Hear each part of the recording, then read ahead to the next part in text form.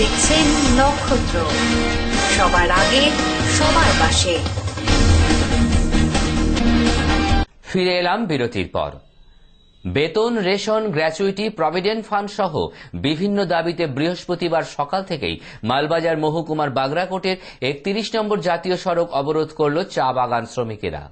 বেতন, রেশন সহ বিভিন্ন দাবিতে বৃহস্পতিবার সকাল থেকে মালবাজার মহকুমার বাগরাকোট চা বাগানে কর্মবিরতি এবং বাগরাকোটের কাছে 31 নম্বর জাতীয় সড়ক অবরোধ করল শ্রমিকেরা। তরাই ডুয়ার্সের ডাঙ্কন সেনের যে 14টি চা বাগান রয়েছে, গত 3 মাস যাবৎ শ্রমিকদের বেতন ও রেশন দিচ্ছে না বাগান কর্তৃপক্ষ। বাকি রয়েছে গ্র্যাজুইট, প্রভিডেন্ট ফান্ড প্রভৃতি। বহুবার মালিকপক্ষ, সরকার এবং শ্রমিকদের সাথে বৈঠক করেও কোনো সমাধান সূত্র না বের হওয়ায় বৃহস্পতিবার সকাল থেকে তরাই ডুয়ার্সের 14টি চা বাগানে একদিনের কর্মবিরতি পালন করছেন শ্রমিকেরা। মালবাজার মহকুমার বাগরাকোটে সকালে বাগানের সামনে সমস্ত ইউনিয়নের শ্রমিকেরা গেট মিটিং করেন।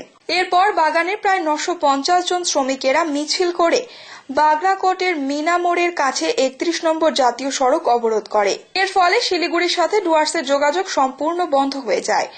31 নম্বর জাতীয় সড়কের ওপর দাঁড়িয়ে পড়ে প্রচুর গাড়ি। এলাকায় যাতে কোনো গন্ডগোল না হয় তার জন্য মালবাজার থেকে আনা হয়েছে প্রচুর পুলিশ। শ্রমিকেরা জানিয়েছেন তাদের দাবি পূরণ না হলে তারা হাঙ্গার স্ট্রাইকে যাবেন। পাশাপাশি মালবাজার মহকুমার চালসাতেও জাতীয় সড়ক অবরোধ করছেন नागेश्वरी ও किलकोट बागाने श्रमिकेरा। दिन से एजिटेशन चल रहा है, इसके चलते आपका कि डंकन ने 50 से अधिक राशन नहीं दिया है, 2 महीने से वेतन नहीं दिया है और ग्रेजुएटी आपका 1 करोड़ से ज्यादा है और पीएफ आपका 2.5 करोड़ से ज्यादा सबमिटेड नहीं किया है, तो कोई भी चीज अभी तक नहीं दिया है। इसका चलते हम लोग ने गेट मीटिंग विगत 15 दिन से कर रहा था। आज आपका ये सड़क अवरोध करने के में उतर आया है और आज बगान का पूरा कामकाज बंद है। तो जितना डंकन का बगान है, डंकन का बगान में सब में। कितना दिन तक स्ट्राइक करेगा? ये स्ट्राइक तो आज ही के लिए है, आज ही के लिए। अगर इस चीज से भी सरकार ने अच्छी तरह से हम लोग के साथ में सपोर्ट नहीं किया तो हम लोग हंगर स्ट्राइक में बैठेंगे। প্রায় 15 দিন থেকে জলপাইগুড়ি জেলার সদর হাসপাতালের ব্লাড ব্যাংকে রক্তের অভাবে সমস্যায় রোগীর আত্মীয় পরিজনরা। কার্ড দিয়ে শুধু নয়, যে কোনো রক্ত ডোনেশন করে পরিবর্তে প্রয়োজনীয় রক্তও মিলছে না রোগীর আত্মীয় পরিজনদের। জলপাইগুড়ি জেলার সদর হাসপাতালে প্রায় 15 দিন ধরে ব্লাড ব্যাংকে রক্ত নেই সমস্যায় পড়েছে রোগীর আত্মীয় পরিজনেরা। হাসপাতালে জরুরি পরিষেবাগুলি বন্ধ হয়ে আছে বলে অভিযোগ করে দূর দূরান্ত থেকে আসা রোগীর আত্মীয় পরিজনেরা। রক্ত দিয়ে তার পরিবর্তে অন্য রক্ত দেবে, সেই রক্তও নেই বলে জানালেন ব্লাড ব্যাংকের কর্মীরা। নির্বাচনের কাজে সকলে ব্যস্ত, সেই কারণেই জেলার কোনো জায়গাতে ব্লাড ডোনেশন ক্যাম্প হচ্ছে না বলে রক্তের সংকট দেখা দিয়েছে। এদিকে হলদিবাড়ি এলাকা থেকে আসা রোগীর এক আত্মীয় মানিক হোসেন জানায়, ব্লাডের কার্ড দিয়েও ব্লাড পাওয়া যাচ্ছে না। এছাড়া রক্ত দেওয়ার পর পাল্টে অন্য রক্ত দেবে ব্লাড ব্যাংক, সেই রক্তটাও ব্লাড ব্যাংকে নেই। এই অবস্থায় কি করবে তারা বুঝতে পারছে না। আমার মায়ের একটা অসুবিধা, ব্লাডিং হওয়ার কারণে আমি হসপিটালে কালকে অ্যাডমিশন করেছিলাম। আজকে এখন এই পজিটিভ ব্লাড লাগে, আমার তো ব্লাড পাই না, আমি কার্ড দিয়েও পাই না, আবার নিজে ব্লাড ব্যাংকে এখানে কালকে থেকে যোগাযোগ করতেছি, কোনো ব্লাডই পাই না। এরকম একটা বড় হসপিটালে কোনো ব্লাড নাই, কি অবস্থা। কোনো এখান থেকে মেডিকেলে ব্লাড, 1 প্যাকেট ব্লাডের জন্য মেডিকেলে যাইতে বলতেছে। কিন্তু সামনে ইলেকশন বলতেছে, এখানে এক্সরে হবে না, এখানে ইসিজি হবে না, এখানে ব্লাড পাওয়া যায় না। তাহলে এরকম একটা হসপিটালে কি মানে কি পরিষেবা আছে এখানে?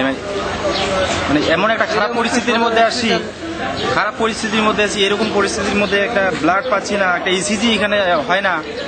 মানে পলিটিক্যাল চাপে এমন অবস্থা হয়ে আছে যে সামনে ইলেকশন চলার কারণে তাহলে পেশেন্ট মারা গেল, এখানকার কোনো কিছুই নেই। এখানকার কি অবস্থা, মানে কিরকম পরিস্থিতি, এখন কিভাবে এই ব্লাড জোগাড় করবো, কি করবো, একটা খারাপ পরিস্থিতি। আমি আমার নিজের ব্লাড দিয়েও কোনো ব্লাড এখান থেকে মানে পাবো না বলছে ব্লাড ব্যাংকে যারা আছেন আর কি, তারা বলতেছেন যে এখানে ব্লাড নেই।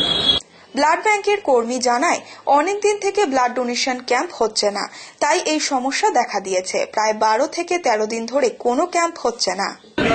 তাও ধরেন এই মাসে টোটালি বলতে গেলে মাঝে মাঝে 2-1টা ক্যাম্প হচ্ছে, আর সময় এই শুক্রবার থেকে সিচুয়েশনটা খারাপ। এখন কত কি আছে ব্লাড? এখন কোনো গ্রুপে ব্লাড নেই, নীল হয়ে আছে। এরকম নীল হয়ে আছে কতদিন থেকে? তাও মিনিমাম 12 থেকে 13 দিন। তো ক্যাম্প হচ্ছে না, পুরভোট কেউ ক্যাম্প করতেছে না, ক্যাম্প নাই। নির্বাচন আচরণ বিধির মধ্যে পড়ে দলীয়টা করতে দলীয় কমিটিরা তার ব্যাংকের কোনো ক্যাম্প করতে পারতেছে না। এখন কেউ কোনো সহায়তা কোনো ক্লাব বা সেটা সংগঠন যদি কোনো ইয়ে করে তাহলে আমরা করতে ইচ্ছি। সামনে তো পুরো ভোট 25 তারিখ, যদি বড় কোনো কিছু হয়ে যায় তখন কি হবে? তখন সেটা আমাদের ঊর্ধ্বতন কর্তৃপক্ষ মানে আমাদের সুপার সাহেব, সিনিয়র সাহেব, আমাদের ইনচার্জ এটা বুঝবে। তুমি জানিয়েছো কি? আমরা সব জানি, সুপার জানে, ইনচার্জ জানে, সবাই জানে। ময়নাগুড়ি ব্লকের পদমতি 2 অঞ্চলে দেখা গেল এলাকার মহিলারা দলবদ্ধ হয়ে মেচিনি পুজো অর্থাৎ তিস্তাবুড়ির পুজো উপলক্ষে ঘুরে ঘুরে মেচিনি বা তিস্তাবুড়ির গান গেয়ে বেড়াতে। উত্তরবঙ্গের লোক সংস্কৃতির বেশ কিছু অঙ্গ বর্তমানে হারিয়ে যেতে বসেছে। মেচুনি খেলা উত্তরবঙ্গের লোক সংস্কৃতির একটি অন্যতম অঙ্গ, যা বর্তমানে হারিয়ে যেতে চলেছে। হারিয়ে যেতে বসা প্রাচীন ঐতিহ্য ও মেচুনি খেলাকে ধরে রাখার প্রয়াস দেখা গেল ময়নাগুড়ি ব্লকের পদমতি 2 অঞ্চলের দক্ষিণ পদমতি চর এলাকার বাসিন্দাদের মধ্যে। এলাকার মহিলারা দলবদ্ধ হয়ে এবারও মেচুনি পুজো করার উদ্যোগী হয়েছেন। প্রচন্ড খরায় বৃষ্টি নামাতে, বন্যা ও নদী ভাঙনের হাত থেকে রক্ষা পাওয়ার জন্যই নাকি এই মেচুনি পুজোর মূল উদ্দেশ্য। মেচুনি পুজো বলতে এখানে মা তিস্তাবুড়ির কথা উল্লেখ করেছেন তারা।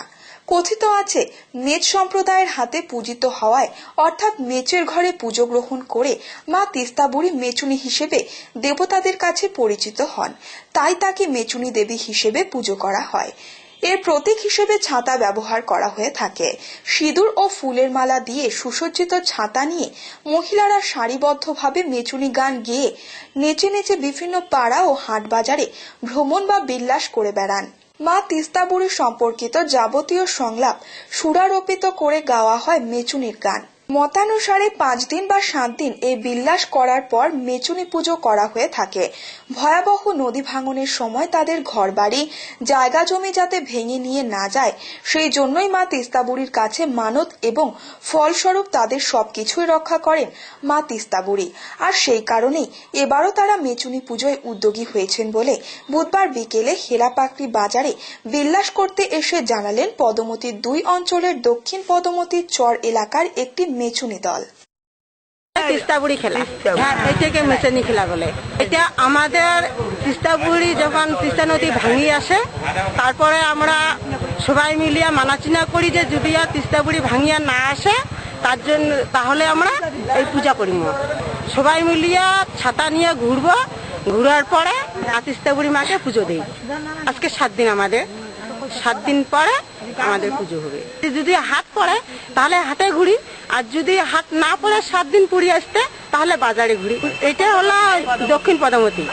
এই বছর থেকে 3 বছর হলো মানত ছিল, তিস্তাবুড়ি মানত ছিল এইটা যে নদী ভাঙিয়ে আসার পরে যদি আর না ভাঙে তাহলে পুজো দেবো। এইটা বাদ হয়েছে। এখনো আমাদের যে যাকে দিয়ে দেওধাটা দিয়ে পুজো করছি সেই পুজো দেওধায় বলছে কি যে বাদ হলো আপনাকে এই পুজো দিতে হবে। যখন যাদের জমিন ভাঙছে সেই মানসিক আসছে আবহাওয়ার খবরে।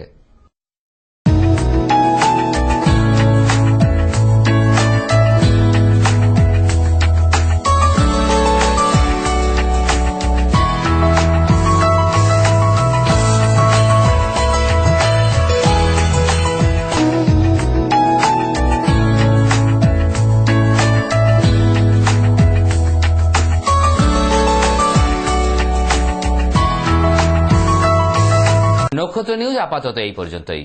ফিরে আসবো আরো গুরুত্বপূর্ণ খবর নিয়ে। ততক্ষণ সঙ্গে থাকুন, দেখতে থাকুন নক্ষত্র নিউজ। আপনারা দেখছেন নক্ষত্র, সবার আগে সবার পাশে।